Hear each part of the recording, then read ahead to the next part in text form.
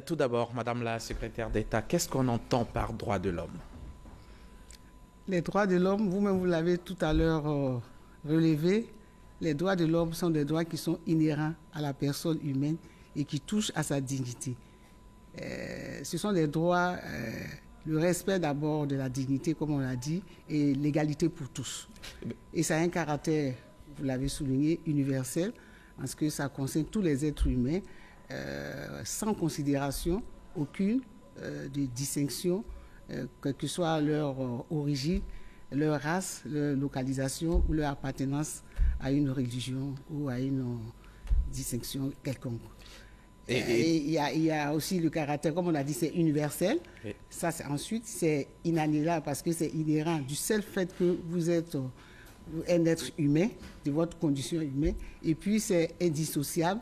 C'est indissociable en ce que le caractère indissociable vient du fait que ça couvre tous les domaines de la vie. Donc, il y a une complémentarité, une indivisibilité. Alors, droits de l'homme, droits humains, c'est quoi la nuance? En fait, droits de l'homme, on considère que quand on parle de droits de l'homme, ça a un peu un caractère discriminatoire. Mais les droits de l'homme, au départ, c'était le droit de l'homme avec un H. Aujourd'hui, un grand H. Tout le monde. Tout le monde, l'homme et la femme. Mais aujourd'hui, on passe plus de droits humains parce qu'on considère qu'il faut tenir compte de la spécificité de chaque droit à l'égard de chaque individu. Par exemple, la femme, les jeunes, les enfants, les personnes handicapées, ainsi de suite. Et lorsqu'on constate on a constaté qu'il y avait différentes catégories de droits de l'homme, les droits civils, les droits politiques, les droits de deuxième génération, de troisième, les droits économiques, sociaux, culturels, les droits des personnes handicapées et les droits des personnes handicapées, les personnes âgées aussi. Voilà, c'est ça. Et aujourd'hui, 8 mars, on célèbre la Journée internationale des droits de la femme. Et quels sont ces droits? Quels sont les droits de la femme? Alors, les droits de la femme, il faut noter, il faut quand même faire un peu l'historique quand même des droits de la femme en Côte d'Ivoire. Il faut noter que... D'accord, avant de venir spécifiquement à la Côte d'Ivoire, mais la femme a droit à quoi de façon générale? On dit les droits de la femme. Qu'est-ce qu'il faut d'abord que la femme ait? Dans les droits de la femme? Oui. Qu'est-ce qu'on peut mettre dans les droits de la femme? Elle doit avoir les mêmes droits que les hommes. D'accord. D'abord, en fait, c'est cet aspect. Elle a les mêmes droits que les hommes. Et dans les droits, on a le droit de la santé, le droit à l'éducation. Elle a tous ces mêmes droits-là. Oui. En fait, c'est ça. C'est d'abord cet aspect qu'il faut faire ressortir. Et dans ces droits, qu'est-ce que l'État... Parce que quand on parle des droits de l'homme, c'est l'État qui a des obligations, qui doit faire en sorte que ces droits-là soient respectés. Donc, l'État doit mettre en œuvre, prendre toutes les dispositions légales en la matière pour que ces droits-là puissent être respectés. Et dans les droits, il y a plusieurs de droits. Il y a le droit d'appartenir, d'avoir un nom, le droit de se marier, le droit de la liberté d'expression. En fait, c'est pratiquement tous les droits. Exactement. Et en ce qui concerne les femmes, il y a un caractère spécifique parce qu'on parle par exemple des violences basées sur le genre. Bien sûr. On a constaté qu'il n'y avait pas d'avancée parce qu'effectivement, avec le caractère universel des droits de l'homme, dans la réalité sociologique et dans les tests de loi, dès le départ, il a été constaté que les femmes étaient lésées. C'est pourquoi vous avez constaté que c'est en 1977 que la Journée internationale de la femme a été donc déclarée de façon dédiée universellement. Et puis la Côte d'Ivoire, il faut noter aussi que la Côte d'Ivoire était déjà en avance, puisqu'en 1975 déjà, on avait déjà une première femme qui avait été nommée ministre. Voilà. Donc en fait, dans le caractère spécifique concernant les droits des femmes, il faut qu'on vous fasse l'historique un peu. Ça vous permettra de voir les différentes sortes d'évolutions. Tout à fait, mais dites-nous de façon générale, est-ce qu'en Côte d'Ivoire, ici, ces droits, les droits dont vous parlez, les droits des femmes, c'est respecté? Bien sûr. Les droits des femmes sont respectés. À quelle échelle? À tous les niveaux. À tous les niveaux, d'accord, mais totalement, tout est bon, tout est rose. Faites-nous l'état des lieux, Madame la ministre. Voilà, je pense, en vous faisant l'état des lieux, allez-y. En fait, l'état des lieux, c'est d'abord vous montrer qu'en 1964, l'on a constaté au niveau du mariage, au niveau des lois relatives au mariage, on a constaté que la femme était lésée. D'accord. Voilà, la femme était lésée parce que le mari était le chef de famille. Au niveau donc de la gestion des biens, c'était le mari qui avait la gestion des biens. La femme n'avait pas d'autonomie bancaire. La femme ne pouvait pas exercer une profession séparée de son mari. Il fallait donc une autorisation de son mari. Et puis les salaires, tout ça, c'était... Le domicile conjugal aussi. Tout ça, c'est le choix du mari. Oui. Il y a eu une évolution en 1983 où les femmes se sont battues. Vous avez vu Mme Loès tout à l'heure, Mme la ministre professeur Hobb, qui a relevé qu'effectivement, elles se sont battues. Elles se sont battues pour qu'aujourd'hui, pour qu'en 1983, il y ait un changement. Et en 1983, le changement qu'il y a eu, ça a permis l'autonomisation bancaire, d'abord, l'exercice d'une profession séparée, et ensuite l'administration des biens réservés qui provient des fruits de cette profession séparée. Donc ce sont des avancées qu'il y a eu. Il y a un régime de communauté aussi qu'il faut noter, communauté des biens avant la loi de 83. Ensuite, il y a eu la séparation des biens. Et aujourd'hui, il faut noter qu'avec la cession du président Alassane Ouattara au pouvoir depuis 2011, nous avons eu des avancées notables aussi dans certains domaines. Je donne l'exemple de la loi de 2013 qui a institué la cogestion. La femme aujourd'hui, il faut son consentement, il faut d'un commun accord choisi par exemple le domicile conjugal. Oui. Ça, c'est quand même un élément important. Et on le dit, hein, cette loi a un effet économique positif. Oui. Sur le plan fiscal, par exemple, voilà. Comment vous l'expliquez? Sur le plan fiscal, la loi a un effet positif en ce que, avant cette loi... La loi sur la cogestion de la famille. Avant la loi sur la cogestion, l'imposition fiscale de la femme était plus élevée que l'imposition fiscale de l'homme. On ne tenait pas compte de son statut de mariée et même de son statut du fait qu'elle avait des enfants. Aujourd'hui, avec la cogestion, on tient compte de son statut de mariée et de son statut du fait qu'elle ait des enfants pour avoir une imposition égalitaire entre l'homme et la femme. Tout à fait. Oui, allez-y, terminez. L'avantage, c'est le fait qu'il y ait une augmentation des revenus du couple, par exemple. Et ça permet donc de faire face à court terme aux besoins primaires tels que bien de la famille, bien se nourrir, s'occuper des enfants, et puis même peut-être à long terme, si on a pu faire des épargnes, on peut donc essayer d'obtenir, augmenter le patrimoine immobilier de la famille. Et puis il faut noter aussi que cette imposition-là, avec cette cogestion, même si on n'est pas dans le cadre du mariage, la femme même célibataire, aujourd'hui, son imposition est moins élevée. Parce que son imposition est moins élevée en ce que, avant, une femme, il fallait donc l'autorisation du mari ou même de la personne avec qui on a fait un enfant pour avoir la puissance paternelle, pour qu'on puisse déposer pour ne pas avoir une imposition élevée. Et puis une autre avancée, certainement, la loi du 14 octobre 2019 et sur la représentativité des femmes dans les assemblées élues. Oui. Qu'est-ce qu'il en est? C'est le principe du quota. Bien sûr. Le principe du quota a été imposé aux partis, au groupement des partis politiques en ce qui concerne les candidatures féminines. Oui. Ça, c'est un quota de 30%. Il faut noter aussi qu'il y a un bonus supplémentaire pour les groupements ou les partis qui auront dépassé ces 50%. Et le principe aussi de l'alternance est dans ce test. L'alternance, c'est quoi? C'est que si nous avons deux candidatures de même sexe, la troisième candidature doit être de sexe opposé. D'accord. Et puis, il y a aussi des modifications qui ont été apportées au Code du travail, toujours en faveur de la femme. Voilà, en faveur de la femme. Les droits des femmes ont été renforcés au niveau des congés de maternité, au niveau même de la rupture du contrat de travail.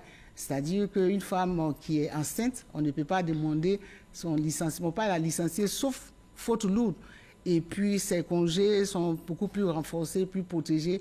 Et dans le code aussi, le principe de l'harcèlement sexuel aussi, c'est aussi interdit. Donc, il y a quand même des avancées au niveau du code du travail. Et au niveau de l'éducation? Au niveau de l'éducation, il y a énormément d'avancées, puisque aujourd'hui, l'école est obligatoire. De 6 à 16 ans, pour tout le monde, garçons et filles. Et on a constaté les résultats sur le plan scolaire qu'aujourd'hui, il y a les filles font de bons résultats. La ministre de l'Éducation nationale avait fait le point, montrant qu'aujourd'hui, nous avons beaucoup plus de filles qui ont de bons résultats scolaires. Et aussi, la grossesse en milieu scolaire n'est plus considérée comme un handicap. Voilà, la grossesse en milieu scolaire n'est pas considérée comme un handicap. C'est quand même un élément positif. Un élément positif. Vous êtes en grossesse, vous pouvez aller à l'école, vous pouvez terminer, vous pouvez accoucher, vous pouvez revenir. Ce n'est pas un handicap. Ça favorise donc l'éducation, n'est-ce pas, des filles jusqu'à ce qu'elles puissent obtenir son circuit bien sûr.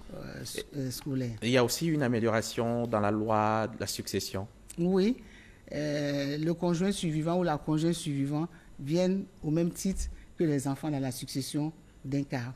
Et les pensions y sont comprises aussi. Oui, bien sûr, puisque les pensions de réversion, c'est des deux côtés. Bien sûr. Parce que n'oublions pas que nous sommes en droit de l'homme et en droit de l'homme, c'est le principe de l'égalité. Oui.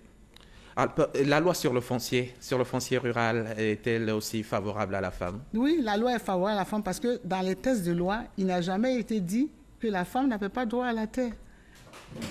D'accord. Il y a des sensibilisations sont faites en la matière.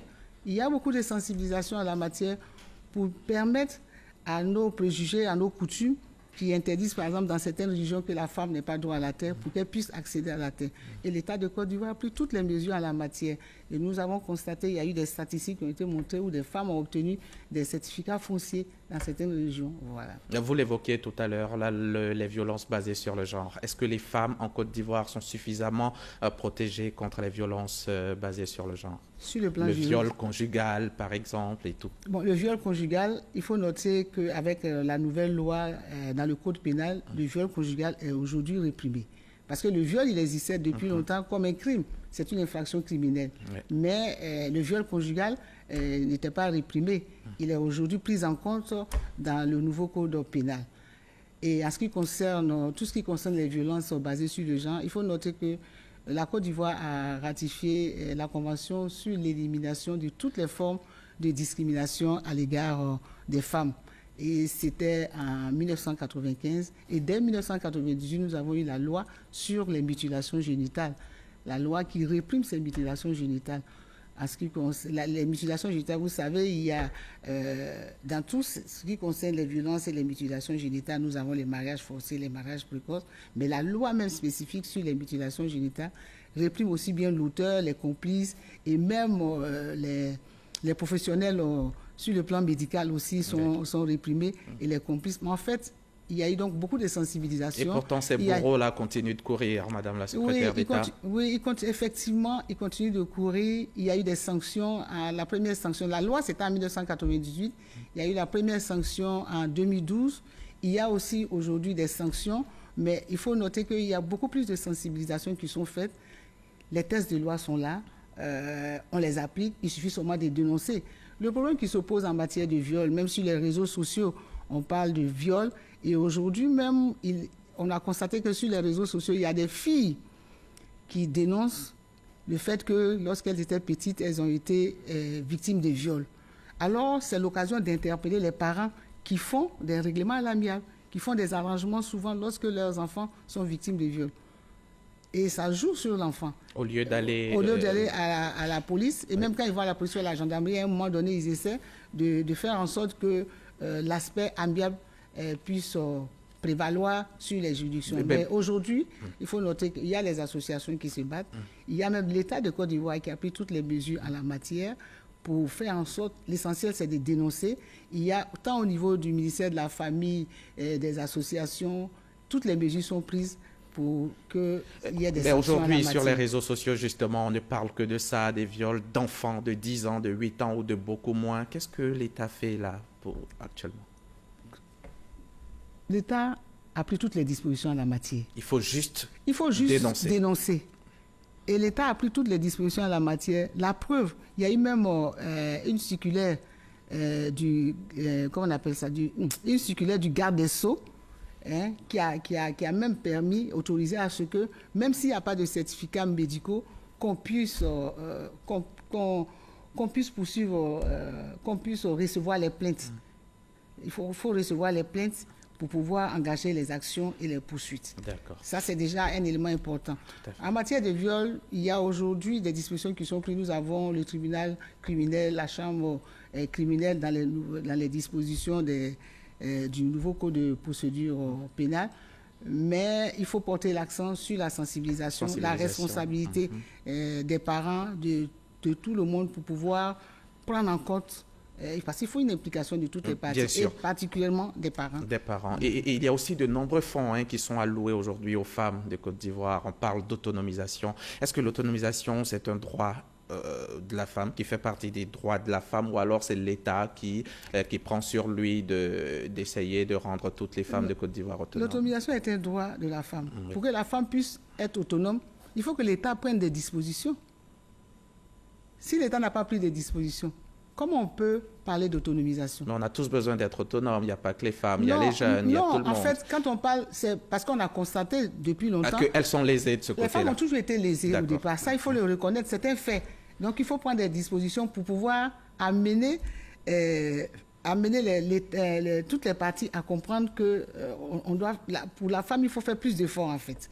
Oui. Et donc, il y a des fonds qui sont logés dans les différents ministères de la femme, et puis avec spécificité le secrétariat d'État qui a été mis en place. Mais il y a les fonds aussi au ministère de petites et moyennes entreprises. Il y a des fonds aussi pour des jeunes filles au ministère de la promotion et de l'emploi des jeunes. Et puis il y a le FAFSI qu'on connaît de la première dame. Un clin d'œil à la secrétaire d'État chargée de l'autonomisation, Belmonde Dogo, qui fait beaucoup aussi pour le monde rural. Il y a aussi au niveau de la santé. On parle de kit d'accouchement, on parle d'accouchement gratuit. Et pourtant, elles sont nombreuses, les femmes qui pensent que c'est un leurre. Ce n'est pas un leurre. Les droits de la santé font partie aussi des droits de l'homme. C'est ça qui fait ressortir le caractère transversal des droits de l'homme. Vous avez constaté que la gratuité du kit d'accouchement et des césariennes, même le président de la République l'a énoncé tout dernièrement dans son discours. Il faut tout simplement dénoncer, parce que ce n'est pas un leurre. Le problème, c'est la non-dénonciation qui pose problème. Il faut dénoncer. Lorsqu'on dénonce, les procédures vont suivre leur cours. Merci. Madame Aimée Zébéyou. Aimée Zébéyou, secrétaire d'État chargée des droits de l'homme. À l'occasion de la célébration de la Journée internationale des droits de la femme, vous êtes venue nous présenter l'état des lieux des droits de la femme en Côte d'Ivoire et on l'a vu, les avancées sont indéniables, même si les défis sont encore nombreux. Merci encore d'avoir répondu à notre invitation et très bonne célébration à vous.